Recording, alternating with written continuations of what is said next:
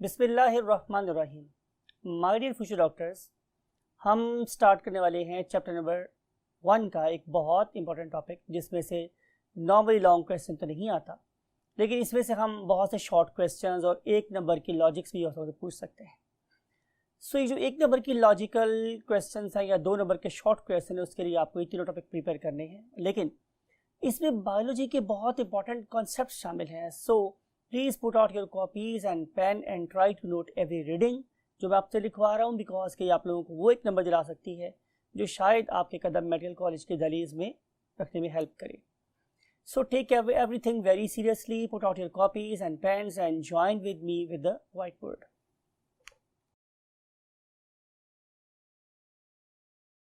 Yes my dear doctor students, हम discuss करने वाले हैं आप लोगों के साथ लेक्चर नंबर 4, और इसमें हम 3 टॉपिक्स डिस्कस करेंगे। Number 1 is living word in space, number 2 is living word in time, and finally the phyletic lineage. So आपको लास्ट एनिमेशन में हमने डिस्कस किया था कि हमारी इस पूरी कायनात में शायद ये ज़मीन ही वो वाहिद जगह है कि जहाँ पे हमें ज़िंदगी के आसार या ज़िंदगी पनपती हुई मिलती है। इस पर्टिकुलर ज़मीन पे ज़िंदगी शुरू हुई और वो डिफरेंट एरियाज़ में फ्लरिश करती चली गई। हमारा कॉन्सेप्ट स्टूडेंट्स ये है कि जो हमारी ज़मीन है वो पहले एक ही पीस था, राइट, और फिर बाद में ये डिफरेंट कॉन्टिनेंट्स में ब्रेक हो गई। उस एक पर्टिकुलर पीस ऑफ लैंड पे एनवायरमेंटल कंडीशंस बहुत डिफरेंट नहीं थी, लेकिन जब ये कॉन्टिनेंट्स एक दूसरे से दूर मूव होते गए तो फिर इन पीसेस ऑफ अर्थ के ऊपर जो एनवायरमेंटल कंडीशंस थी वो भी क्या होती गई, चेंज होती चली गई। आपको पता है माय डियर स्टूडेंट्स कि इसका सबसे ज़्यादा असर किसके ऊपर हुआ? वही राइट, हमारे प्रोड्यूसर। तो डिफरेंट एनवायरमेंटल कंडीशंस में डिफरेंट किस्म के प्लांट्स ग्रो हुए, राइट। इसका मतलब ये होगा कि पहली बात, इस कुराए अर्ज पे, हमारी इस ज़मीन पे जो चीज़ हमारे प्लांट की टाइप को डिक्टेट कर रही थी वो थी एनवायरमेंटल कंडीशंस। एनवायरमेंटल कंडीशंस के बाद जो चीज़ सबसे ज़्यादा मुतासर हुई वो क्या थी स्टूडेंट्स? प्रोड्यूसर्स। अब आपको ये बात पता है, आप ग्रेड 9 में पढ़ के आए हैं कि हर एक इकोसिस्टम की सस्टेनेबिलिटी या उसकी बायोडाइवर्सिटी का इंहिसार किस बात के ऊपर होता है? यस, उसके प्रोड्यूसर पे, उसकी टाइप पे, उसकी अबंडेंस पे। तो हम लिविंग वर्ड इन स्पेस में एक टर्म डिस्कस करने वाले हैं। याद रखिए बात, हम लिंक करेंगे इस बात को पीछे वाली बात के साथ कि हमने स्टडी करना है बेसिकली व्हाट इज बायोम। इस पर्टिकुलर टर्म में या इस टॉपिक में जो सबसे आम चीज़ वो क्या है स्टूडेंट्स? बायोम। तो बायोम क्या है? एक ऐसा ग्रुप ऑफ प्रोड्यूसर है that is basically governed by the climate। तो जिस तरह क्लाइमेट होगा वैसे वहाँ पे प्रोड्यूसर होंगे, और जैसे वहाँ पे प्रोड्यूसर होंगे उसके लिहाज से ही वहाँ पे other forms of life grow करेगी। तो a particular area that is basically governed by the climate is called as biome। It means कि एक डेजर्ट एक डिफरेंट बायोम होगा, एक डैम डिफरेंट बायोम होगा, एक हिली एरिया डिफरेंट बायोम होगा, एक वो वाले पहाड़ जो डिफरेंट एल्टीट्यूड के ऊपर हैं वो एक डिफरेंट बायोम पेश करेंगे, तो मैदानी इलाके एक और डिफरेंट टाइप का बायोम होंगे। इन सब में जो चीज़ वेरी कर रही है वो स्टूडेंट्स क्या है? Environmental conditions, right. तो यह कॉन्सेप्ट हमारे बायोम का।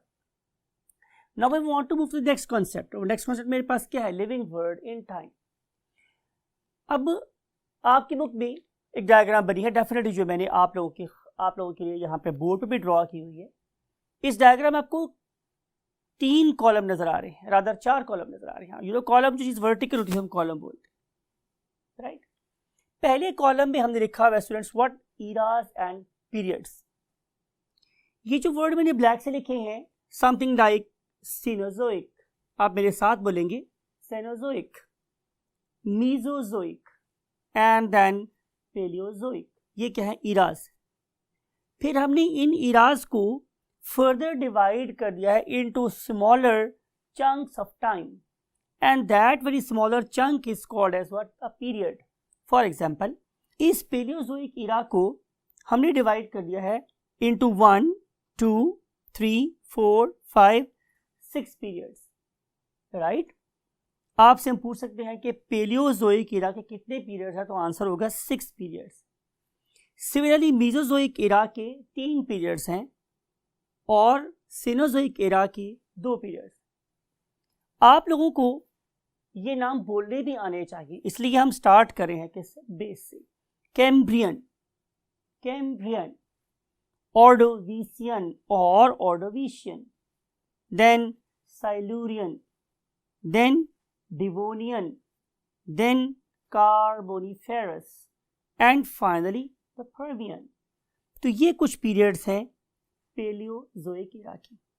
Now Triassic, Jurassic and then Cretaceous, Triassic, Jurassic and then Cretaceous. These are the periods of what? Mesozoic era. और फिर हम चल रहे हैं what? Cenozoic era पे. तो इसके 2 पीरियड्स कौन से हैं? Tertiary and Quaternary. सो ये कुछ पीरियड्स हैं Cenozoic era. आप लोगों से जो बात हम और पूछ सकते हैं वो ये है कि कौन सा ईरा कितने मिलियंस ईयर्स अगो था. यहाँ पे मैंने सिर्फ एक जगह पे m डाला है स्टूडेंट्स, और इस m का मतलब है मिलियन ईयर्स, तो ये m सबके साथ लगा हुआ है. 135 बिलियन ईयर्स अगो था Cretaceous period, 225 million years ago था Triassic period, 440 million years ago था साइलूरियन पीरियड. तो आप लोगों को ये वाला कॉलम भी याद करना है. लेकिन इन पर्टिकुलर 2 कॉलम्स की इंपॉर्टेंस कुछ भी नहीं है अगर मैं इनको इस डायग्राम से रिलेट नहीं कर रहा, बिकॉज बायोडाइवर्सिटी के लिहाज से हमारे लिए ये वाला पार्ट बहुत ज़्यादा इंपॉर्टेंट है. इस पार्ट के आपको नजर आ रहा है कि हमने 2 कॉलम्स बना दी, राइट? एक वो वाला कॉलम है जो हमारे लेफ्ट साइड पे, उसमें हमने प्लांट्स के बारे में डिस्कस किया हुआ है, और राइट साइड पे हमने एनिमल्स के बारे में डिस्कस किया हुआ है, राइट? अब ये डायग्राम मुझे क्या बताती है? नंबर 1 कि इस पर्टिकुलर ग्रुप ऑफ ऑर्गेनिज्म का ओरिजिन कहाँ से है. For example look at this. अगर मैं फॉर एग्जांपल जिम्नोस्पर्म की बात करूं तो वो पर्मियन पीरियड से ओरिजिन स्टार्ट हो गया, यानी कि इस पर्टिकुलर शेप की जो बेस है वो मुझे ये बता रही है कि किस टाइम पे कौन सा ऑर्गेनिज्म ओरिजिनेट हुआ, राइट? तो उसके बाद ये बता रहा है कि वो कौन सा ऐसा ईरा था, कौन सा ऐसा पीरियड था कि when this particular group of the plant dominated the earth, यानी कि वो जो टाइम था उसकी एनवायरमेंटल कंडीशंस इन पर्टिकुलर ऑर्गेनिजम्स के लिए क्या थी? मोस्ट सूटेड थी. फॉर एग्जांपल अगर आप जिम्नोस्पर्म की बेली की बात करें तो वो मैक्सिमम इस पॉइंट से थिक है, तो मुझे जिम्नोस्पर्म जुरासिक ट्रायसिक वाले पीरियड में मैक्सिमम नजर आते, राइट? और फिर जो ही हम लोग बीजोजोइक इरा से ऊपर आते हैं तो आप देख रहे हैं कि gymnosperm then they try to exist on the face of earth, और फिर इस पीरियड के बाद they are just able to what? Maintain their number.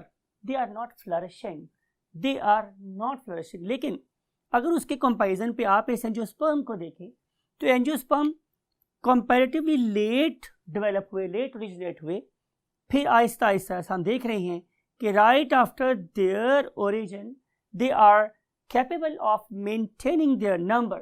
कौन स्टडी नंबर को मेंटेन कर रहे हैं, नॉट ओनली मेंटेन कर रहे हैं बल्कि every passing day their success is overwhelming.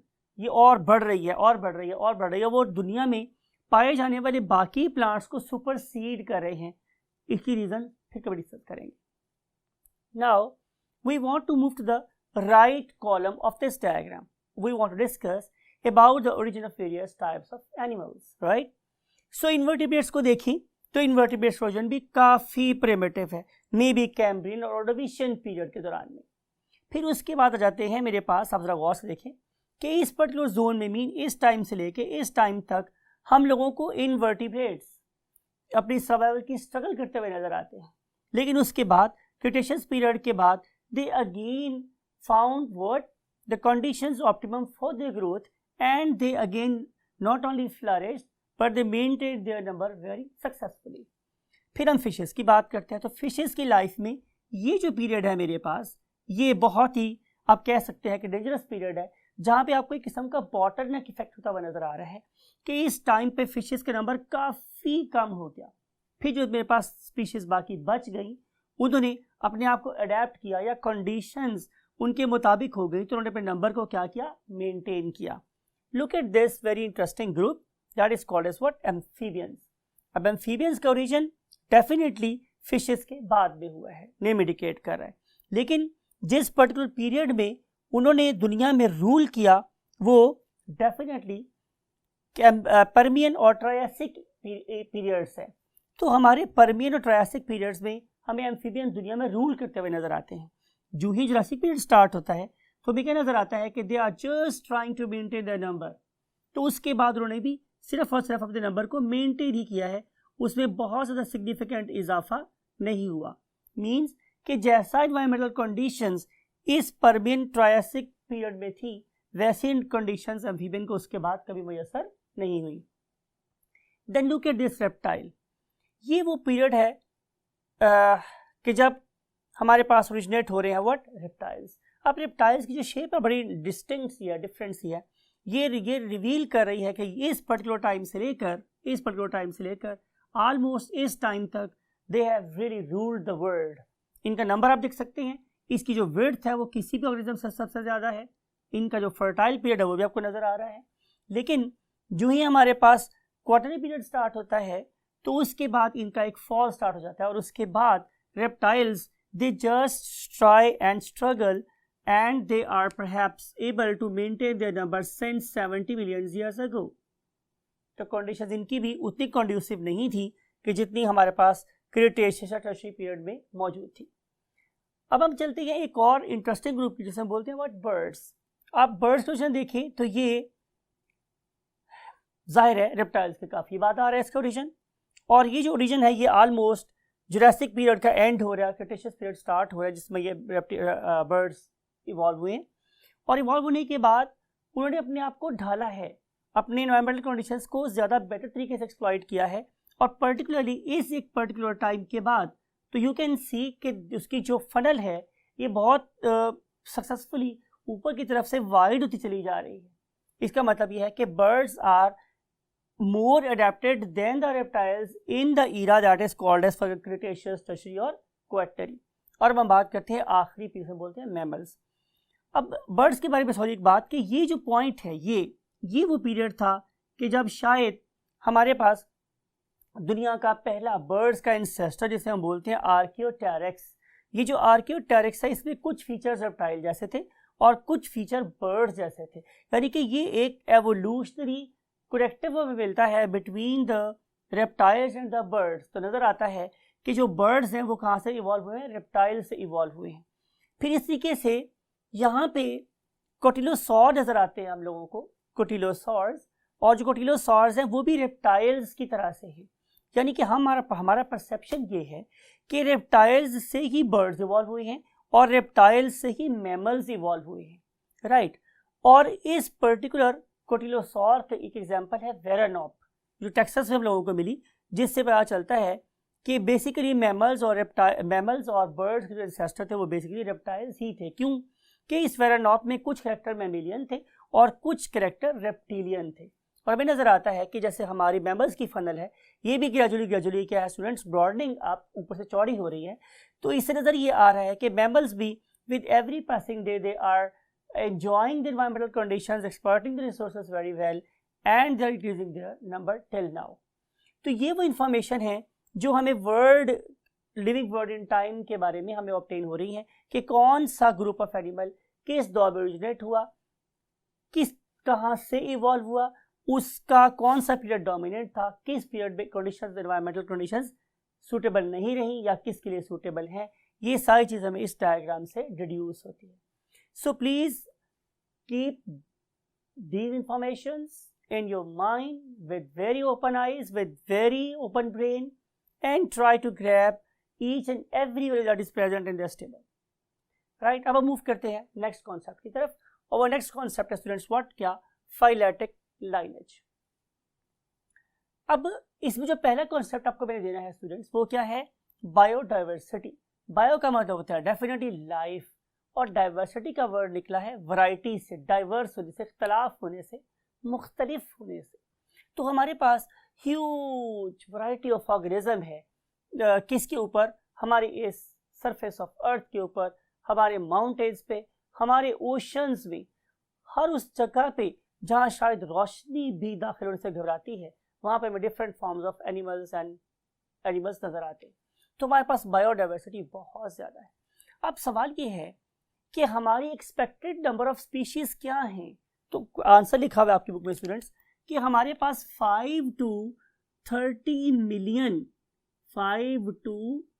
30 million species expected हैं ऑन द फेस ऑफ अर्थ। तो रिपोर्ट कितनी हुई? बड़ी इंपॉर्टेंट बात है स्टूडेंट्स। रिपोर्ट हुई अब तक हमारे पास just 2.5 million, right? 2.5 million report हुई हैं, और जो बाकी सारी की सारी हैं वो अभी येट टू बी डिस्कवर्ड। हम डिफरेंट जंगलों में जाते हैं, डिफरेंट हमारी एक्सेसेस बढ़ रही हैं, डिफरेंट एल्टीट्यूड के ऊपर हम मूव कर सकते हैं, या हम समंदर की, जैसे मैंने बोला कि उन जगहों में जब पीप कर सकते हैं कि जहाँ पहले हम पीप नहीं कर सकते थे, हम छोटी छोटी सी सबमरीन बना लेते हैं, उनके ऊपर रोबोटिक आर्म्स लगा देते हैं, और फिर हम उन्हें समंदर में उतार देते हैं। They can be controlled something like joystick, और हम उस पर्टिकुलर रोबोटिक हेड से समंदर की गहराई में से ऑर्गेनिज्म पकड़ के लाते हैं और उनको देखते हैं कि ये किस तरह डिफरेंट है या कैसे है। तो जब भी हम कोई गोता लगाते हैं, या जब भी हम किसी नई प्लेस पर जाते हैं, कहीं नई एल्टीट्यूड पर जाते हैं, नए एनवायरनमेंट में जाते हैं, तो हमें हमेशा एक नई फॉर्म ऑफ लाइफ मिलती है। So this particular number of known or reported species, it is going on increasing, बढ़ता जा रहा है। So there is a huge vacuum for the taxonomists. Taxonomy एक बहुत अच्छी ब्रांच है हमारी बायोलॉजी की, जिसमें हम डिफरेंट ऑर्गेनिज्म को यू कैन से डिस्कवर करते हैं, उनको नाम देते हैं, नाम देने के बाद उसको हम क्लासीफाई करते हैं, और क्लासीफाई करने के बाद हम उनका आपस में रिलेशन स्टडी करते हैं कि how this organism can be a proof of some evolution or a missing connective or a new, you can say, step for the origin of the new species, right? So ये सारा कुछ हम लोगों को जारी है, और हमारा ये सारा कुछ हम सब के लिए जारी है, और हम सब इसको स्टडी करते रहेंगे और कर रहे हैं। अब हम देखते हैं स्टूडेंट्स कि जो हमारे पास 2.5 मिलियन नॉन स्पीशीज हैं, उनमें से एनिमल्स कितने % है? तो आंसर इसके जो अब तक हमें एनिमल्स रिपोर्ट हो चुके हैं वो 73% हैं, और जितने मेरे पास प्लांट्स मिले हैं वो टोटल मिला के कितने हैं स्टूडेंट्स? 27%। तो एनिमल्स डोमिनेट कर रहे हैं 73% इन टर्म्स ऑफ डाइवर्सिटी, और जो प्लांट्स है जस्ट 27%। अब हम देखना ये है कि इस 73% में से कितने % इंसेक्ट हैं। तो यू विल सी कि ये रूल कर रहे हैं हमारी वर्ल्ड को, इंसेक्ट्स। 53.1% जो ऑर्गेनिजम्स हैं वो बेसिकली क्या है मेरे पास? ऑर्गेनिजम्स। तो huge fraction of the insect is basically present on the face of earth, that is 53.1%। फिर उसके बाद जो बाकी सारे एनिमल्स हैं, जिनमें प्रोटोजोन्स हैं, पोरिफर्स हैं, सिलेंट्रेट्स हैं, प्लेटिलमेंथस हैं, निमाटोड्स हैं, एंडेलेट्स हैं, ब्ला ब्ला ब्ला, वो सारे के सारे ऑर्गेनिजम्स मिलकर कितना बना रहे हैं? जस्ट 19.9%। और जब इन दोनों को ऐड करते तो आंसर आता है 73%। सवाल ये है कि मैं फाइलेटिक लिनेज को पढ़ना क्यों चाह रहा हूँ? इसलिए कि हमारा बिलीफ ये है कि ऑर्गेनिजम्स पहले का स्टूडेंट्स बहुत सिंपल थे, राइट? ऑर्गेनिज्म का स्टूडेंट मेरे पास बहुत सिंपल थे, और जो वक्त गुजरता गया उनसे आगे चल के और डिफरेंट टाइप के ऑर्गेनिज्म प्रोड्यूस होना शुरू हो गए।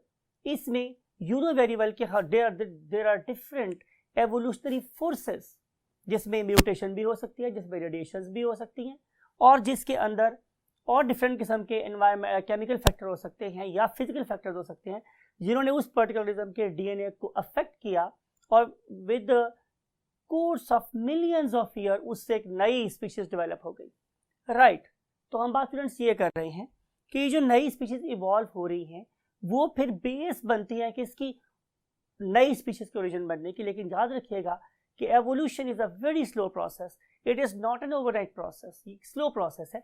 और उस स्लो प्रोसेस में जैसे हम बोला कि ये सदियां तो एक ऊंट के मुंह में जीरे की मानीद होती है, उसमें लाखों करोड़ों साल लग जाते हैं एक स्पीशीज दूसरी स्पीशीज में चेंज होते होते होते होते, राइट। अब हम डिस्कस ये करेंगे कि जो फाइलेटिक लिनेज है वो बेसिकली है क्या। ये ऑर्गेनिजम्स का एक अनब्रोकन सीरीज है, राइट, जिसमें हम एक ऑर्गेनिज्म को फॉर एग्जांपल कंसीडर कर रहे हैं एक एंसेस्टर। एंसेस्टर को हम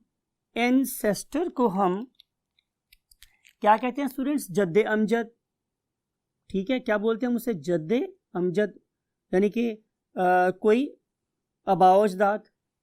और वो जो जद्दे अमजद है उसके डिसेंडेंट, उससे पैदा होने वाली चीज यानी कि उसके ऑफस्प्रिंग्स, वो कहलाएंगे क्या? डिसेंडेंट्स। अब जब ये डिसेंडेंट्स की दो टाइप्स हो सकती हैं, जरा बात को गौर से सुनिएगा।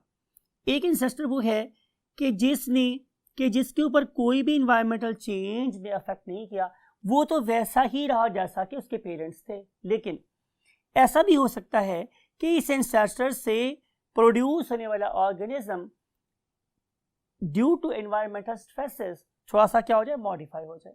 और अगर ये मॉडिफाई हो गया तो अब ये एंसेस्टर बन जाएगा एक नेक्स्ट डिसेंडेंट का, जो डेफिनेटली इस एंसेस्टर से क्या होगा? डिफरेंट होगा, राइट। तो इस तरीके से प्री एग्जिस्टिंग स्पीशीज एक नई स्पीशीज की क्या बन सकती है? बेस बन सकती है। तो इसमें इसका ये प्रीडिसेसर है और इसका ये डिसेंडेंट है, राइट। अगर ये मेरे पास सीरीज अनब्रोकन हो तो मैं इस पूरी लड़ी को, चेन ऑफ ऑर्गेनिजम्स को मैं क्या बोलूंगा कि एक फाइलेटिक लाइनेज है जो मुझे डिफरेंट ऑर्गेनिजम्स की एवोल्यूशनरी रिलेशन को बता रही है। फॉर एग्जांपल जैसे मैंने यहाँ पे एक चीज अगर लिख दी है कि ए से डेवलप हुआ या इवॉल्व हुआ बी से इवॉल्व हुआ फॉर एग्जांपल सी से इवॉल्व हुआ डी से इवॉल्व हुआ ई और ई से इवॉल्व हुआ फॉर एग्जांपल एफ। ऐसा भी हो सकता है। और ऐसा भी हो सकता है स्टूडेंट्स कि ए से इवॉल्व हो मेरे पास दो different species for example B और सी, राइट। ये बी तो बी ही रहे लेकिन सी, डी और ई में फर्दर कन्वर्ट हो जाए और at later stages this A में evolve into other species that is called as G. तो इस वाले केस में ये ऑर्गेनिज्म एंसेस्टर है और ये उसके क्या है? डिसेंडेंट्स हैं। फिर ये एंसेस्टर्स हैं और ये डिसेंडेंट्स हैं। अगले टाइम पे फिर ये एंसेस्टर बन गया और ये डिसेंडेंट बन गए। तो ये मुझे एक ब्रोकन सीरीज नहीं चाहिए, मुझे एक कॉन्टिन्यूस सीरीज चाहिए। अगर कॉन्टिन्यूस सीरीज उसे हम क्या बोलते हैं? Phyletic lineage. लेकिन समटाइम ऐसा भी होता है कि मुझे पता चल रहा है कि ए ऑर्गेनिज्म एफ ऑर्गेनिज्म में कैसे कन्वर्ट हुआ। तो नजर आ रहा है कि ए से पहले बी बना, बी से फिर सी, डी और ई से एफ बन गया। लेकिन मुझे यहाँ पे ये दो चीजें नजर नहीं आ रही थी। मुझे ये पता चल रहा था कि बी ए से इवॉल्व हुआ है और मुझे ये भी पता चल रहा है कि इसके बहुत सारे फीचर्स इससे मिल रहे हैं, लेकिन कुछ फीचर्स ऐसे हैं जो बिल्कुल डी में नए हैं। तो शायद इसके दरमियान में कहीं ना कहीं ऑर्गेनिज्म सी इवॉल्व हुआ था या वो इंटरमीडिएट स्टेज के अंदर जस्ट अपने और फिर मुस्तकिल गायब हो गया। ऐसा भी हो सकता है। इस मिसिंग चीज को हम क्या बोलते हैं? मिसिंग कनेक्टिव या मिसिंग लिंक। इसकी बहुत सारी कॉजेज में एक कॉज ये भी हो सकता है कि इस ऑर्गेनिज्म की बॉडी सॉफ्ट थी और उस पर्टिकुलर ऑर्गेनिज्म की बॉडी का फॉसिल ही नहीं बना। तो सम टाइम हम रिसर्च करते हैं, उसमें हम लोगों को मिसिंग कनेक्टिव मिल भी जाता है और सम टाइम ये कई सदियों हमारी आंखों से ओझल भी रहता है। लेकिन बाहर हम प्रेडिक्ट कर सकते हैं कि बी सी के थ्रू डी में मूव किया होगा, यानी कि डेफिनेटली सी एक ऐसा ऑर्गेनिज्म होगा जिसमें बहुत सारे फीचर्स बी वाले होंगे और बहुत से फीचर्स डी वाले होंगे, तभी बी ऑर्गेनिज्म डी ऑर्गेनिज्म में कन्वर्ट हुआ। राइट माय डियर स्टूडेंट्स, अब हम मूव कर रहे हैं एक एनिमेशन की तरफ। उस एनिमेशन में हम ये देखेंगे कि जब हम ये बात करते हैं कि पुराने ऑर्गेनिज्म ज़्यादा सिंपल थे और नए ऑर्गेनिज्म ज़्यादा कॉम्प्लेक्स है, तो क्या हमारे पास कोई एविडेंस है या नहीं। So let's move to the animation. Yes my dear students, look at this. हम दिख रहे हैं एक एनिमेशन और इस एनिमेशन में हम देख सकते हैं कि ये मेरे पास एक रॉक है। ये पर्टिकुलर रॉक मट्टी की बनी हुई है, हम बोलते हैं सेडिमेंट्री रॉक।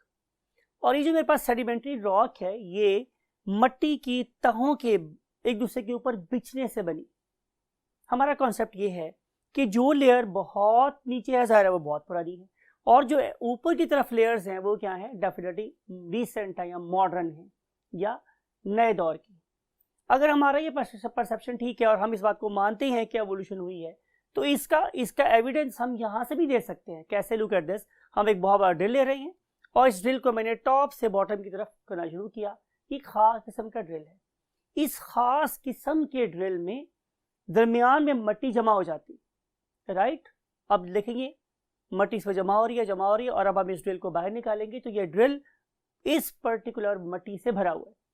हम क्या करते हैं कि इस पर्टिकुलर ड्रिल को खोल लेते हैं, बिकॉज ये ओपनेबल ड्रिल है। खोल लेता हूं मैं, तो मेरे पास मिट्टी एक लंबी सी लेयर जमीन पे बिछ जाती है। मैं एरो लगा देता हूँ। एरो क्या लगाता हूँ कि ये जो मेरे पास एंड है ये कैसा है, ये बॉटम वाला एंड है, और दूसरा वाला एंड कौन सा है, रिसेंट वाला एंड है। फिर मैं उसमें सैंपल लेता हूँ और सैंपल लेने के बाद मैं उसकी डिफरेंट फॉर्म्स ऑफ लाइफ को स्टडी करता हूँ, राइट। तो मुझे यही पता चलता है कि जो मेरे पास डीपर लेयर ऑफ सॉइल है उसके अंदर जिंदगी कंपैरेटिवली सिंपल फॉर्म में प्रेजेंट है। तो जू टाइम गुजरता गया, ऊपर लेयर्स बिछती चली गई, तो तारीख भी साथ साथ दफन होती चली गई कि कौन से टाइम में किस वक्त में कौन सा प्लांट और कौन सा एनिमल यहाँ पे प्रेजेंट था, राइट। इसकी सारी हिस्ट्री मुझे कहाँ मिलती है, सेडिमेंट्री रॉक के अंदर दफन मिलती है। इससे मुझे एक बात पता चलती है कि कौन से पीरियड में कौन सा ऑर्गेनिज्म डोमिनेंट था या कौन से प्लांट और एनिमल इकट्ठे रह रहे थे। मिसाल के तौर पर जब मैं जुरासिक पीरियड को देखा तो मुझे ये पता चला कि उस टाइम पे जो डायनासोर हैं और जिम्नोस्पर्म्स हैं ये बहुत ज़्यादा इकट्ठे रहे। तो मैं ये प्रेडिक्ट कर सकता हूँ कि जो डायनासोर्स हैं वो may be feeding on these plants, और फिर में से कुछ इवॉल्व हो गए जो कि क्या बन गए, कार्निवोर बन गए। तो इस तरीके से हमें फॉसिल रिकॉर्ड का पता चलता है, हमें ये पता चलता है कि कौन सा ऑर्गेनिज्म किससे रिलेट हुआ, और इसमें phyletic lineage, living word in space और टाइम और एवोल्यूशन को साइमल्टेनियसली स्टडी करने का मौका मिलता है। आई होप कि आपने इस पर्टिकुलर एनिमेशन से ये समझा होगा कि किस तरीके से हम कार्बन डेटिंग कर सकते हैं। अब ये भी बात बड़ी इंपॉर्टेंट है, ये भी यहाँ साथ समझ लेते हैं हम लोग। बड़ी इंपॉर्टेंट बात ये है कि जब आप लोगों की एज है स्टूडेंट्स, तो आप में एनर्जी बहुत ज़्यादा है। अब आप इमेजिन ये करें, अगर केमिस्ट्री में डेफिनेटली हमने पढ़ा होगा कि अगर कोई एटम अनस्टेबल हो तो वो क्या होता है, रेडियोएक्टिव होता है, और जब कोई एटम स्टेबल हो जाए तो वो उसकी रेडियोएक्टिविटी कम हो जाती है। अब आप लोगों की एज की बात कर लेते हैं। आप लोगों में एनर्जी ज़्यादा है, आप लोगों की बॉडी में रेडिएशन ज़्यादा निकल रही है in the terms of what, heat. लेकिन जब हम बूढ़े हो जाएंगे तो फिर मेरी बॉडी में से एनर्जी कम हो जाएगी, राइट। तो same is the case with the atoms. अगर आप जरा बात को गौर सुनिएगा कि अगर आप एक ऐसी सॉइल को देखें या ऐसी लेयर को देखें जो रीसेंट है, तो उसके अंदर नंबर ऑफ आइसोटोप ज़्यादा होंगे और number of stable carbon atoms कम होंगी। लेकिन अगर मैं किसी डीपर लेयर की सॉइल की बात करूंगा तो उसमें नंबर ऑफ रेडियोएक्टिव आइसोटोप्स कम होंगे और number of stable carbon atoms ज़्यादा होंगे। तो इस रेशियो से हम प्रेडिक्ट करते हैं कि कोई भी सॉइल सैंपल कितने मिलियंस ईयर्स ओल्ड हो सकता है। This phenomena is called as carbon dating, right. तो मैं फिर दोबारा रिपीट कर रहा हूँ, कार्बन डेटिंग का मतलब ये होता है कि मैं उस पर्टिकुलर सॉइल में या उस पर्टिकुलर सैंपल में, उस पर्टिकुलर फॉसिल में, चाहे वो प्लांट का हो या एनिमल का, मैं देखूं कि उसके अंदर रेडियोएक्टिव आइसोटोप की नॉर्मल एटम के साथ क्या रेशियो है। अगर रेडियोएक्टिव आइसोटोप ज़्यादा होंगे तो वो रीसेंट है, और अगर कम हुए तो वो प्रिमिटिव है। इनकी रेशियो से हम प्रेडिक्ट करते हैं उसकी एक्सपेक्टेड एज, राइट। तो अब आपको अंदाजा हुआ होगा कि हम लोग अपनी बायो को भी, लाइफ को इन टाइम, इन स्पेस और लैंग्वेज में कैसे अंडरस्टैंड करते हैं। Now we will see you with the next topic. और नेक्स्ट टॉपिक मेरे पास स्टूडेंट्स क्या है, बायोलॉजिकल मेथड। और till that time take very good care of yourself and your great parents. आसानियाँ पैदा कीजिए अपने लिए और अपने इर्द गिर्द के लोगों के लिए।